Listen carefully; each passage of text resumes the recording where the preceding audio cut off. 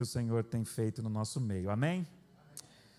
Abra sua Bíblia lá em Atos capítulo 15, Atos dos Apóstolos, capítulo 15, a partir do versículo 36. Eu queria convidar os irmãos nesta noite a falar um pouquinho sobre o tema Siga em Frente, siga em frente. Certamente que o Renato, depois de um grande acidente, ele passou por cirurgia, vai fazer os procedimentos, vai se recuperar, e o que ele vai ter que fazer quando ele ficar bom? Seguir em frente. Você, quando passar por lutas, tribulações, dificuldades, você vai ter que superar essas situações, você vai ter que se recompor, você vai ter que se refazer, você vai ter que se reestruturar e seguir em frente. Porém, o mundo ao qual a gente vive debaixo do pecado, ele proporciona uma realidade que toda forma de instabilidade gera desconcentração. Qualquer forma de uma situação que tira você da sua estabilidade, do teu conforto, gera desconcentração. Um problema a se resolver naquela semana problemática, questões que estão invadindo o seu coração, faz você esquecer das prioridades. Você esquece de ligar para o seu pai, você esquece de resolver uma outra situação importante, você não investe aquele tempo com os seus filhos. Por quê? Porque aquele problema em si está roubando de você, está tirando a estabilidade de você para você se desconcentrar de alguma coisa, e você precisa focar. Conflitos relacionais, inclusive, tiram o foco, especialmente causando uma das piores distrações na nossa vida. Ficamos distraídos, ficamos desfocados, e nós precisamos reaprender, reestruturar para poder prosseguir e seguir em frente a despeito dessas situações. Antes de lermos Atos 15, há um Provérbios lá no Antigo Testamento, no capítulo 4, versículo 25, você pode ler em casa com calma, vai lá no culto, vai estar lá no Instagram, você pode acompanhar, anotar todos os textos. Provérbios 4, 25, que diz o seguinte: olhe para frente, olhe sempre para frente, mantenha o seu olhar fixo no que está adiante de você. Tenha um olhar fixo naquilo que está adiante de você. Não vale a pena ficar olhando para trás. A água que já passou debaixo da ponte não volta mais. Leite derramado não tem como você mais resolver. O que aconteceu, aconteceu. Conflitos relacionais, situações de problemas a se resolverem. Se eles não estão sendo resolvidos, se não há muito o que resolver, se precisa-se de um tempo, siga em frente. Olhe para o que está adiante de você. Há um texto na Bíblia, aqui em Atos capítulo 15, a despeito de um desentendimento que o apóstolo Paulo teve com Barnabé. Eu queria que nós lêssemos esse texto e pedir a Deus no Espírito que Ele nos direcione quanto a olhar para um problema, olhar para uma situação e perceber que o Senhor está nos encorajando a não focar no problema, mas a gente precisa andar para frente. Veja o que o texto diz, Atos capítulo 15, a partir do versículo 36. Algum tempo depois, Paulo disse a Barnabé: voltemos para visitar os irmãos em todas as cidades onde pregamos a palavra do Senhor, para ver como eles estão indo. Barnabé queria levar João, também chamado Marcos, que no caso aqui, inclusive, João, entre aspas, primo de Barnabé. Mas Paulo não achava prudente levá-lo, pois ele abandonou-os na Panfilha, não permanecera com eles no trabalho missionário onde eles estavam. Tiveram um desentendimento tão sério que se separaram. Barnabé, levando consigo Marcos, chegou até Chipre, mas Paulo escolheu Silas e partiu, encomendando-os pelos irmãos a graça do Senhor. Passou então pela Síria e pela Cilícia, fortalecendo as igrejas. Senhor, mais uma vez, rogamos, e olhando para Paulo e Barnabé, grandes homens do Senhor, que tiveram um desentendimento, tiveram uma crise tiveram uma instabilidade, tiveram um problema a resolver. Eles não permitiram que aquilo os desconcentrasse. Eles tomaram uma decisão e seguiram a vida, seguirão em frente. Ajuda-nos, Senhor, a compreender estas verdades. Fala aos corações dos meus irmãos, de modo em especial alguns dentre nós, a nós como igreja, no contexto do trabalho, de família, a compreender que nós precisamos olhar para frente, manter o foco. Os problemas da vida acontecem, as crises estão nos corroendo ao nosso redor, dia após dia. A vida é um administrar crises. Se nós não olharmos para frente, estabelecer um propósito e prosseguir, ficaremos perdidos e perderemos boas oportunidades de alcançar o que o Senhor tem para nós. Fala conosco, ó Deus, em nome de Jesus. Amém. Amados, nós precisamos, então, se queremos aprender a prosseguir, a seguir em frente, a olhar com foco, nós precisamos aprender o desafio da vida de lidar com divergências. Aprenda a lidar com divergências na vida. Pessoas especiais podem tomar rumos diferentes por causa de pequenos problemas. Pessoas amadas dentre nós podem tomar rumos diferentes dos nossos por causa de pequenas divergências.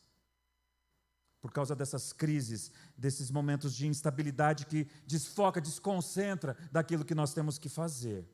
E muitas vezes, muitos dos propósitos que a gente pré-estabeleceu para a nossa vida, a gente não vai atrás porque essas situações desconcentram e você perde a linha de raciocínio e você não chega até onde o Senhor quer que você chegue, seja no contexto lá de família, para com seu filho, para com sua esposa, marido, lá na empresa onde você trabalha, ou seja, na sua espiritualidade, a sua espiritualidade enquanto você lê Bíblia, enquanto você ora, enquanto você é um crente, quanto à sua fé em Deus, em Cristo Jesus. E o exemplo aqui de Paulo e Barnabé apontam para nós um caminho, da importância da experiência, do experiente Barnabé na vida do novato na fé, chamado Saulo, outrora Saulo, e agora Paulo, apóstolo do Evangelho de Jesus. Se você não sabe, aqui em Atos, nós temos as histórias, nós temos as narrativas de como Deus usou pessoas, de como Deus usou homens e mulheres para irem desbravando a igreja do Senhor a partir de Jerusalém até os confins da terra. E Deus usou tremendamente esses dois homens, Barnabé e Paulo. Barnabé, um homem de Deus experimentado, um homem maduro, sábio, conciso, um homem calmo, cheio de experiência e sabedoria, a ponto de, num determinado momento, quando o Saulo, perseguidor da igreja, que tinha em suas mãos sangue de crentes, de mártires, como o caso do primeiro mártir lá em Atos, eu esqueci o nome dele, como é que é mesmo? Estevão, que consentiu com a morte de Estevão. Esse Saulo, em algum momento, no capítulo 9, ele se encontra com Cristo, Cristo se encontra com ele se converte a esse Cristo. Porém, os discípulos, os irmãos, estavam com medo de entender o que estava acontecendo. O grande perseguidor da igreja agora se tornou cristão. E se você puder ir comigo lá em Atos capítulo 9, versículos 26 e 27. Atos capítulo 9, versículos 26 e 27. Quando Paulo chegou a Jerusalém, tentou reunir-se aos discípulos, mas todos estavam com medo dele, não acreditando que fosse realmente um discípulo de Jesus. Então Barnabé, o experiente, como se fosse um pai, pegou na mão do Saulo, agora Paulo. Então Barnabé o levou aos apóstolos e lhes contou como no caminho Saulo vira o Senhor e lhe falara, e como em Damasco ele havia pregado corajosamente em nome do Senhor Jesus.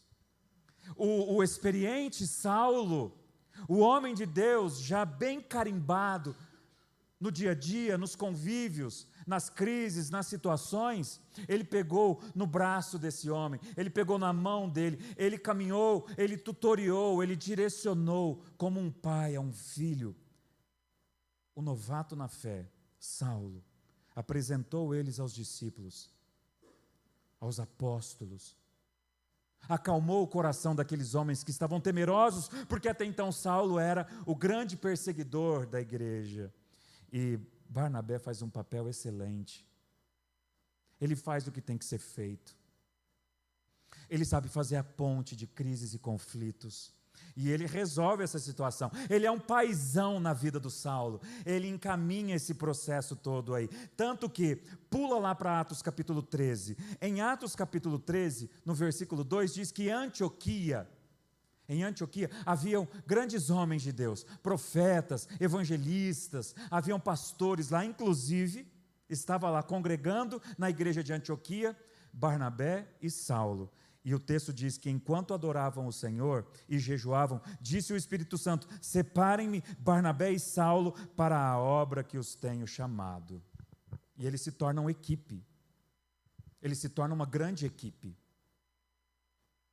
E quem já estudou nos primórdios da igreja, no livro de Atos, assim como Barnabé, Paulo, Silas, Timóteo, entre tantos outros homens, assim como João Marcos, o primo de Barnabé, foram grandemente usados por Deus para abrirem fronteira em todo o Oriente Médio, no sul de toda a Europa, pregando o Evangelho de Jesus, alcançando vidas, curando pessoas, abrindo portas que só o Espírito Santo pode fazer. E eles formavam uma equipe maravilhosa, maravilhosa, até que em um certo momento, que houve um rompimento. Porque enquanto Barnabé teve a lucidez de buscar Saulo lá em Tarso, ali nascendo então uma grande amizade, o experiente acompanhando o novato na fé, tudo ia muito bem. Aconteceu uma poderosa dupla no reino de Deus, de obreiros cristãos que estavam juntos pela fé, caminhando pelo Senhor. Quer alguns exemplos? Quando eles começaram as primeiras viagens missionárias, juntos com alguns dos seus irmãos, eles voltaram a Antioquia e durante 3 anos fortificaram a igreja lá. A igreja de Antioquia era a famosa igreja centro de missões.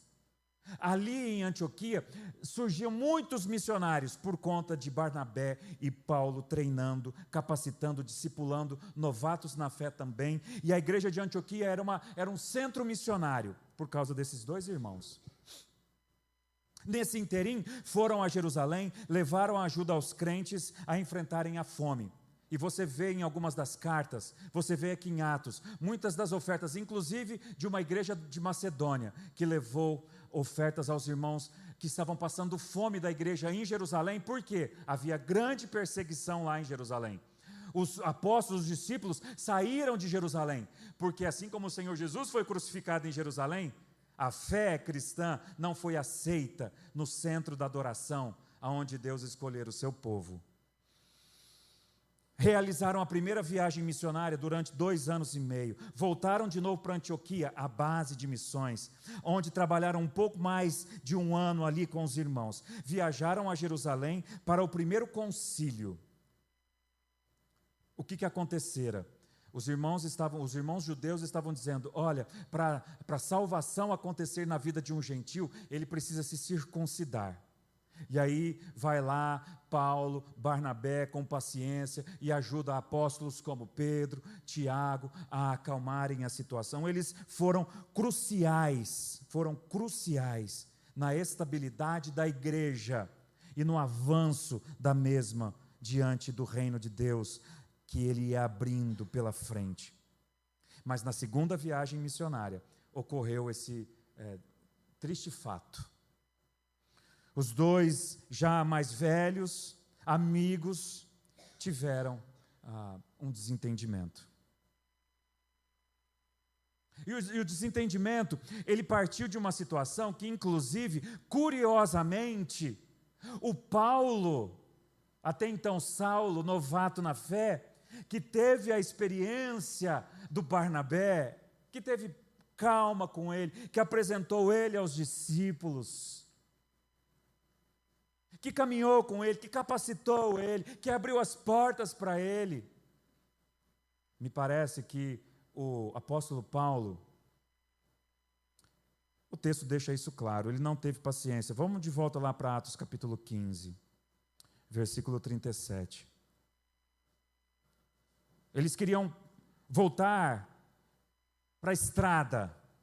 Tinha acontecido a primeira viagem missionária deles, e na primeira viagem missionária, o tal do João Marcos, primo de Barnabé, versículo 37, também chamado Marcos,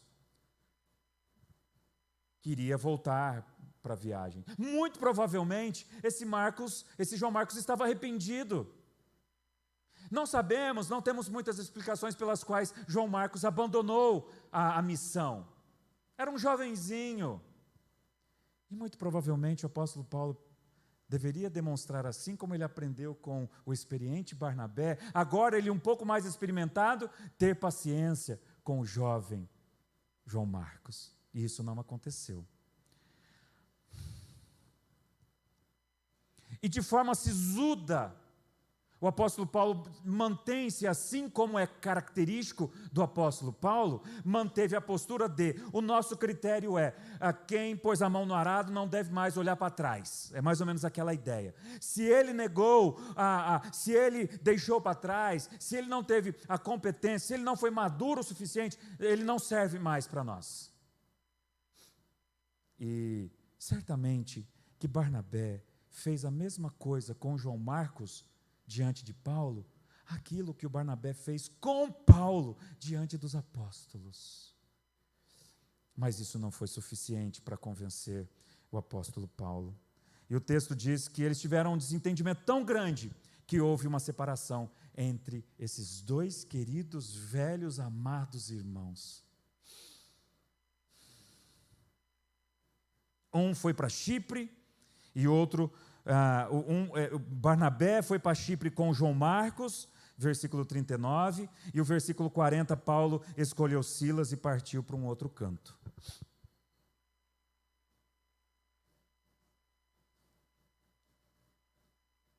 E tudo bem.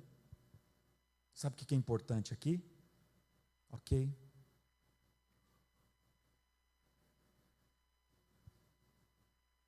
Eles não dividiram igreja, eles não começaram uma grande briga entre os dois, eles não ficaram remoendo a crise, eles não ficaram focados no problema.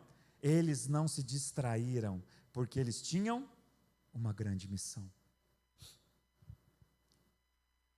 E a nossa tendência, humanamente falando, no nosso contexto de igreja, por exemplo, alguém que teve alguma dificuldade e nós nos desconcentramos a tentar ficar resolvendo aquele problema, sendo que nós precisamos tocar o barco. Muitas vezes no contexto seu lá de família, num problema que você tem com a esposa, e aí você fica com aquela espiritualidade de que não deixe o sol se pôr debaixo da vossa ira. E às vezes um casamento vai pro ralo, porque não há essa sabedoria de saber, de certo modo, saber andar, dançar conforme a música, flexibilidade, olhar com mais leveza diante de um propósito maior. Dá tempo ao tempo. Saiba discernir a situação. Não queira ser precipitado a resolver tudo a ferro e fogo. As pessoas não são assim. As pessoas são de carne e osso. As pessoas são de alma. Nós não somos robôs que resolvem a vida em teclando algumas situações, reconfigurando as coisas e tudo vai ficar bem no outro dia. Não! Não, de modo nenhum. E quando nós olhamos para essa situação, dois homens maduros, sabendo lidar com muita sabedoria, com o desentendimento, cada um tomando um rumo. E o desfecho é maravilhoso. Porque Deus é maravilhoso. Porque Deus conduz a história. Porque Deus é o Senhor do tempo que cura, não é o tempo. Já ouviu aquele ditado? O tempo cura todas as coisas? Deus usa o tempo para curar todas as coisas. Sim, Deus pode curar tudo. E, inclusive, Ele usa o tempo para isso. Qual que é uma grande lição que nós aprendemos aqui? Quem decidiu sair da sua vida se foi, deixe ela ir. A decisão foi dela. Você pode fazer tudo o possível, você descarta todas as possibilidades, você conversa, você ora, na presença do Senhor você vai, você chora, você chama o pastor, você chama um casal amigo, você conversa, você destrincha todas as possibilidades, não havendo mais como descartar qualquer outra possibilidade, deixa a pessoa ir. Quem decidiu sair da sua vida, saiu. Deixar de ir, deixar a pessoa ir, é sabedoria. Deixar uma situação pausada, e você não querer resolver aquela situação a ferro e fogo, é sabedoria. Deixe ir, deixe o tempo. Há sabedoria em você dosar. O tempo não é teu, não é meu, não é nosso. Você não controla o outro, você não controla a situação, você não controla a circunstância. Deixa a circunstância, deixa, solta a mão. O Senhor está no controle. Porém, deixar a pessoa ir, deixar a situação ir, não significa desistir, ok? Vocês estão comigo? Deixar ir não significa desistir. Deixar ir é se verem livres por um tempo. É ter coragem de permitir caminhos e possibilidades. É aceitar que há coisas na vida que, entre aspas, por hora, não pode ser. E foi o que aconteceu com Paulo e Barnabé. Eles voltaram a ser amigos. Eles resolveram os problemas. No entanto, se talvez naquela situação eles criassem toda uma parafernália de situação para tentar resolver aquele problema, desfocados na missão principal, talvez eles não cumpririam a missão e perderiam uma grande amizade. Eles permitiram um ao outro se deixarem ir. Como disse Deborah Heber, deixar ir não significa que você não se preocupa mais com alguém ou com algo. Significa apenas que você percebe que a única coisa sobre o qual realmente você tem controle é sobre si mesmo. Repito, Deborah Heber. Deixar ir não significa que você, ao deixar a pessoa ou algo, não significa apenas que você deixou elas irem, mas que você tem somente o controle sobre a sua própria vida, sobre as suas escolhas, sobre quem você é, sobre os valores de vida que você tem, sobre a fé que te orienta. Por isso, então, a necessidade de aprender a divergir. Por isso a importância lá no seu casamento, você aprender a ser contrariado.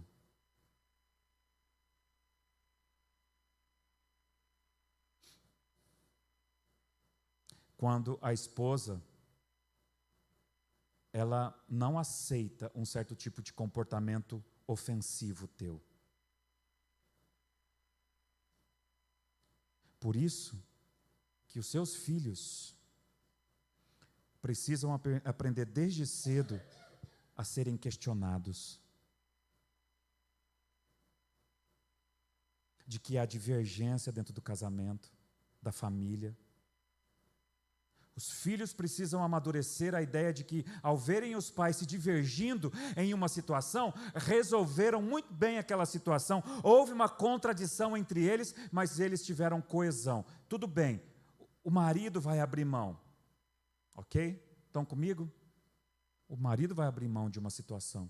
É coesão, houve uma contradição, houve um problema, houve uma divergência e souberam lidar com aquilo, dando tempo ao tempo, e o Deus do tempo vai curando e resolvendo aquela situação. Então, é exatamente a ideia de que é possível a coesão onde houver unidade numa diversidade. É possível. O que significa isso? Você pode pensar completamente diferente de alguém, mas dá para conviver, se ambos souberem abrirem mão de uma coisa ou outra. O problema é quando o problema chegou numa situação X e não teve como caminhar. Você perdoou, você conversou. Eu já vi muito isso acontecer em casamentos que foram frustrados. O casal entrou numa derrota e houve um divórcio. Houve perdão, houve muitas conversas, mas cada um teve que ir para um canto. Triste, mas real. Não é a vontade do Senhor, mas Ele permite. Então, nesse sentido, nós precisamos aprender a divergir, a ser contrariado, a ser questionado, para que o Senhor nos direcione, para que o Senhor possa nos mostrar caminhos. Aqui, na história de Paulo e Barnabé, o Senhor direcionou. E veja comigo que belo desfecho nós encontramos. O apóstolo Paulo, por vezes, ele se demonstrou muito prepotente, próprio de alguém muito autoconfiante. Voltando para a narrativa, o jovem na fé, que deveria ter aprendido com o experiente Barnabé, e nós cantamos inclusive, né? Era seu nome Barnabé, natural do Chipre, um homem de fé, um homem maduro, que ele treinou e capacitou muitos outros, e muito provavelmente Paulo não absorveu a humildade, a sabedoria daquele homem experiente. E ele deveria, e muitas vezes, Paulo bateu com a cabeça na parede. Paulo deu um murro em ponta de faca no seu ministério. Demorou demais para ele aprender algumas lições. Demorou demais. E quando Barnabé, ele deixa Paulo ir, o texto deixa isso claro. A impressão que dá o texto é que foi Paulo, o sisudo, que decidiu. Deu. Até porque a narrativa deixa isso claro. Barnabé, ele insiste em discipular, em treinar aquele jovem que outrora sim, ele abandonou, mas ele voltou arrependido. Eu queria que os irmãos considerassem comigo 3 princípios a serem apreciados diante dessa temática. O primeiro, diante de crises tais como esta, deixe sempre as portas abertas.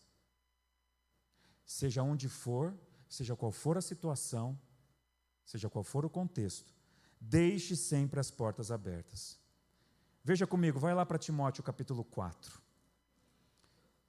Vai lá para Timóteo capítulo 4, a partir do versículo 11.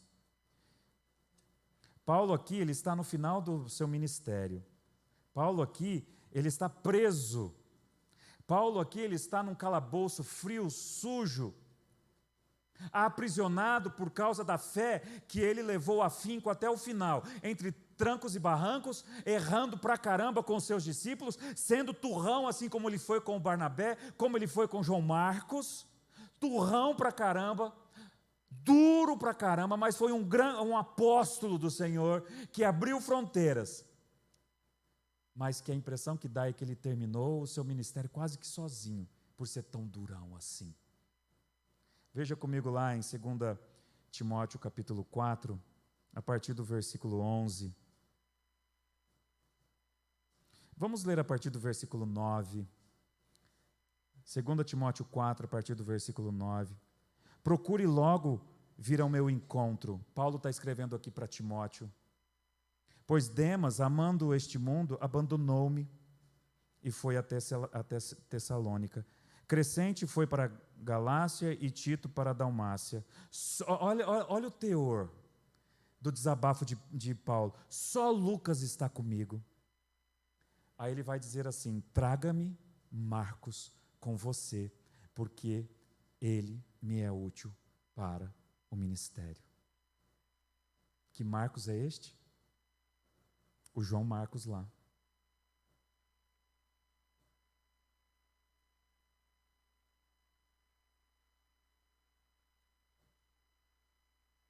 O João Marcos agora é útil.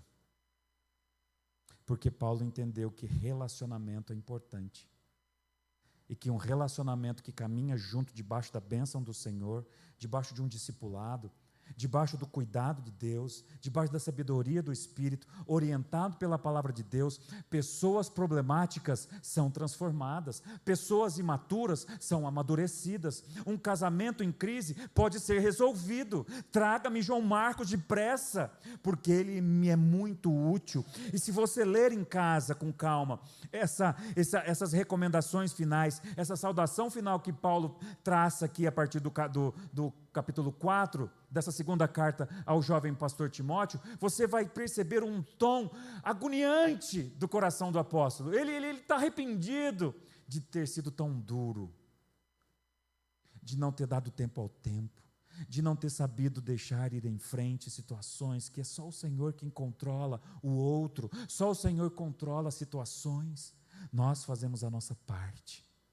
Portanto, em primeiro lugar, desse primeiro princípio a ser apreciado, deixe sempre portas abertas. E houve portas escancaradas entre Barnabé e Paulo, a ponto de o João Marcos, que foi continuamente, insistentemente, treinado pelo experiente senhor Barnabé, agora ele estava pronto, e agora ele se tornou útil. E conta os historiadores que João Marcos foi lindo. Foi, abraçou o velho Paulo, cansado, doente, preso, num calabouço frio, em que todos haviam abandonado Paulo. E se você lê as histórias finais em Atos, realmente Paulo foi sendo, assim como um Cristo, abandonado, quase que crucificado, rejeitado. Ele fala: passei por todas as tribulações possíveis, passei fome, frio, nudez, naufrágio. Eu enfrentei o julgamento de impérios, fui levado a tribunais. E aí ele vai dizer aqui: só Lucas está comigo.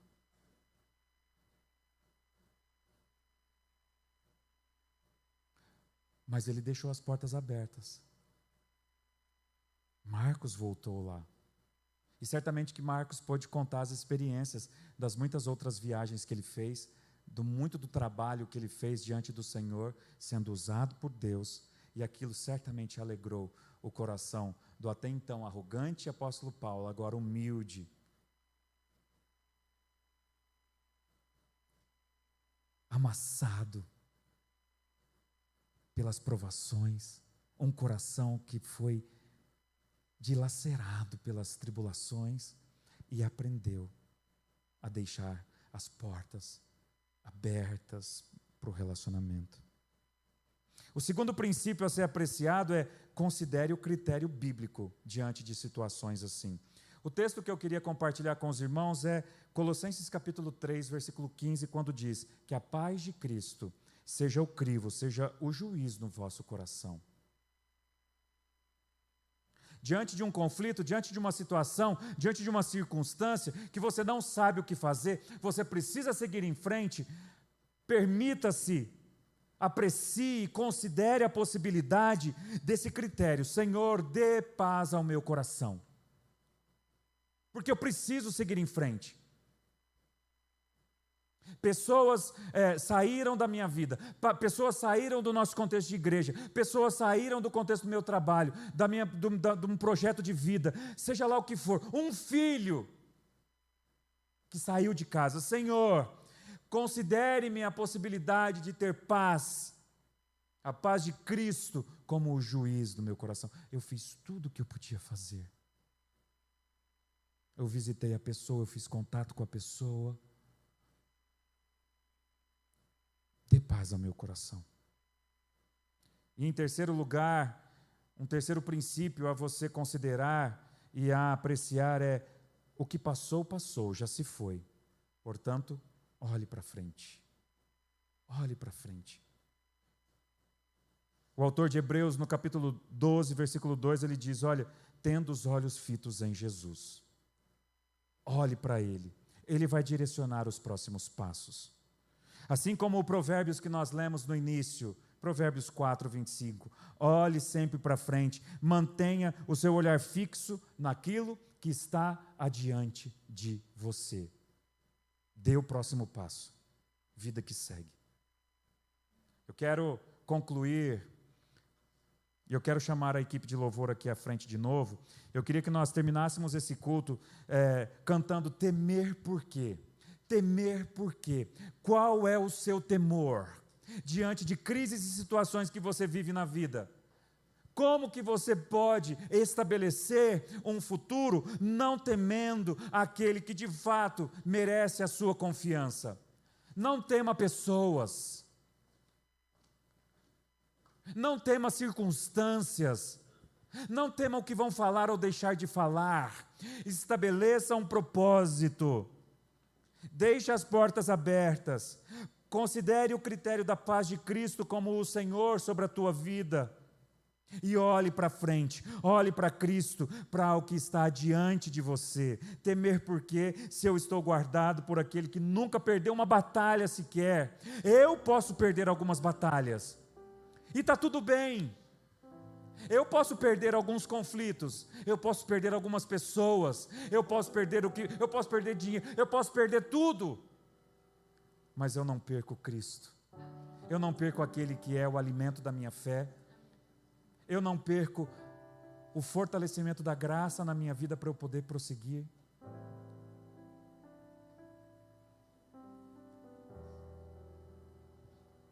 E aí você pode realmente declarar e cantar: haja o que houver, venha o que vier.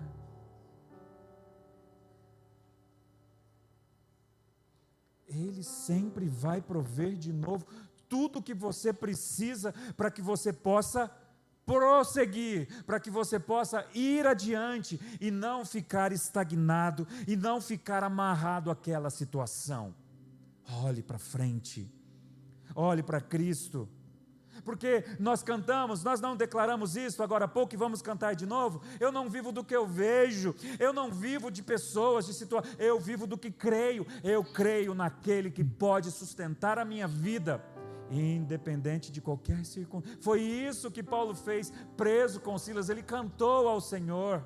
Foi isso que Barnabé fez, prosseguindo para o alvo. O Senhor vai cuidar de tudo. O Senhor vai prover tudo que você precisa. Mantenha o foco. Viva a fé em Cristo. Não abra mão dos valores do reino de Deus na tua vida. Eu quero te convidar a ficar de pé. Vamos cantar. Declare ao Senhor: Senhor, em nome de Jesus, os teus servos estão aqui, os teus filhos, a tua família está aqui. Filhos em Cristo Jesus, do Pai eterno, que já resolveu o maior de todos os problemas, trouxe o seu Filho amado Jesus Cristo para resolver o grande conflito da humanidade com o Senhor. Nós pecamos, nós nos separamos, e o Senhor nos deixou ir, e em Cristo nós estamos voltando. Todos voltam para a casa do Pai, enquanto são amados em Cristo Jesus. Senhor, ajuda-nos.